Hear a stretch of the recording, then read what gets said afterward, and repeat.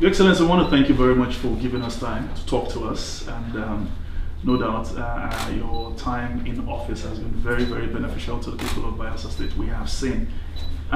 Before we get into any of the sporty talk, I'm interested in the particular word you use, countryman. I know most people will understand countryman, but I feel there is a context in which you use the word. Could you elaborate on that? Well, thank you very much for having me. Thank you for coming to Bayelsa, and thank you for coming to the home of countryman. Countryman belongs to the country people. I'm a product of my people. Grew up in my village, schooled in my village and around my village. Didn't leave my immediate environment till I was 19. And even then, got enlisted into the police as a recruit constable, serving the country people. So, I am from the people, I am for the people. So I'm a countryman. All right, I guess that puts things in perspective there. Let's talk about what Bayelsa is all about when we talk sports. For the first time ever, I would say, we're seeing a major sporting event happening here with regards to the Women's Ito Cup final. How come we haven't seen this happen regularly before now? Well, it only shows that things are changing and changing for the better. Bayelsa is now open to the world, and the world is welcome to Bayelsa. And for me, this is one of the potentials of sports development. This is why governments should use. For us, we use sports as a way not just of motivating our young people, not just of positively bringing out their energies, channeling them in a positive directions, but sports is also big business. Sports is also good publicity. Sports is also one of the tools we should use in reshaping our narratives. We want Bayelsa to be the place people come to for all kinds of sports. I mean, that's why we're investing, not just in the sports stadium, the Samson Theatre Stadium, where this particular event will be hosted, but we're also building a championship golf course, for example, which will kick off before the end of this year. We're building a polo club, one of the best, we're building. So that's the Bayelsa dream. Sports is big business. Sports is part of tourism, So, and sports is good for health. Well, that was quite elaborate. You have alluded to sports development. Let's touch on that a bit. No doubt Bayelsa State has produced some very notable sports personalities. Samson Seriake being one of them, Tyler Okorowanta, former Green Eagles, and of course sports administrators. Someone like Dr. Peter Singabele and the likes. It seems to be the bedrock of what your administration is all about, and you were quite passionate about that. What are the sports developmental programs that has been put in place? Well, first of all, we have the renewed facilities. The facilities you're going to see in the stadium, and it's taking us some time, and even in spite of the recession, to be able to make that happen. We have a turf that is world class, and other facilities that are coming up there. Not only that, like I said, the investment in golf, the investment in polo, the investment by way of development of the young, raw talents that are in abundance in our state. And that informed the building of the first ever sports academy, which is a specialized school, a school where young people are taken from their homes, from primary 6 at age 10, 9 and 10 and 11. And they are taken from their parents' homes and then put into a boarding environment, a controlled environment, where they have all the facilities right there. So they get the best of academics and also get exposed to sports development of whichever area that is of interest. So a lot is going on, and we are sponsoring wrestling competitions. Of course, this state is the headquarters, the national African headquarters of wrestling.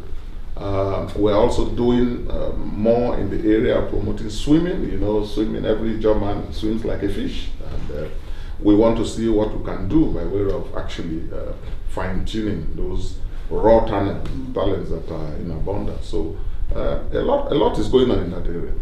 Yes. You're almost rounding up your time in office, and the bane of any progress in anything is continuity. Are there plans, because of what I hear as regards the sports academy, it's a big deal. Are there plans to in any way institutionalize it, that whoever comes on board still becomes a program they continue with? Yes, I think we have put a lot of the mechanisms in place, legal as well as retooling the bureaucracy to ensure that irrespective of who comes, some of these things outlive our government. You know, for example, there's a bill establishing the sports academy. You know, I mean, that gives it a life of its own, legally speaking. So when we have the funding mechanism also created by law, the Education Trust Fund that is established by law. Because all those young boys and girls who are in the sports academy, just like their counterparts in the other model secondary boarding schools, they are fed and maintained from the trust fund, which is established by law. So that guarantees sustainability, that guarantees continuity. You know, but I expect that whoever comes in will make some more investments.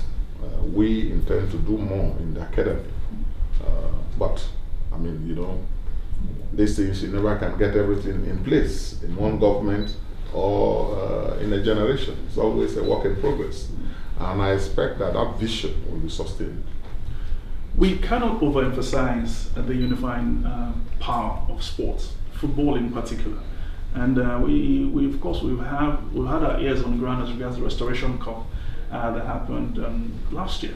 Hopefully we'll see more of that happening. But Your Excellency, so we're talking about the Restoration Cup. I mean, it is reverberating right from Bielsa outside of it to other states. And are there plans to see how this now becomes a global brand for not just Bielsa, but again, it becomes a template for other states to pick up? Well, we didn't do it for it to become a template for others to work on. We came up with the Restoration Cup, and this year. This year was the second event, and at this year's event, over 100 communities. You know, it's a community-based competition. Yeah, so you're not dealing with known football clubs and so on. You go to the communities, and we give them support to organize themselves. Firstly, at the communal level, and then they now participate. All of them. They take part. This year, over 100 communities, community-based football clubs participated. I mean, you can imagine that. So that the effect was massive in the state, and I was there at the finals, and it went very well. I know that the feedback is very, very positive, and therefore we intend to continue with it. I actually will continue with that even beyond my time in office, my foundation. Those are the sort of things my foundation will be identified with, supporting the growth of that cup, and when using sports as a means of mobilizing, directing the positive energies of our young people. Now, this is a question that bothers me a bit because I have followed those two teams. At one point in time, they were one of my favorite teams. Ocean Boys, Bielsa United. Unfortunately, both of them are not plying their trade in the elite division. Are there plans to revive these teams and probably have the state have its own team, vying and of course playing at the top of the Premier League? Oh, clearly, yes, because you see, having now invested in infrastructure, I mean, because you must have the infrastructure in place to encourage local sides to play and train and all of that. We're doing a lot of that. There's a place they can train in Nembe, and now this one is ready, and there are some others we are working on. With all of that, yes, the next stage is to see how we support our local sides to do better. And it's unfortunate that both these teams you mentioned, Ocean Boys and Bayelsa United, unfortunately have lost their rating, elite rating, and we are not happy about it. We have told the commissioner and his team to see how their challenges can be addressed and how we can give them support to enable them regain their groove, because clearly they have the potentials. They do have the potentials, and that's one of the things that I've taken away from today's courtesy visit and interactions with the NFF president, when he said in this second term he's going to focus on the development of our local sites, because they really need to. They have a lot of potentials. Let's get back to those days of Enugu Rangers and IICC Shooting Stars and Abiola Babes and all of that. Let's get back to that.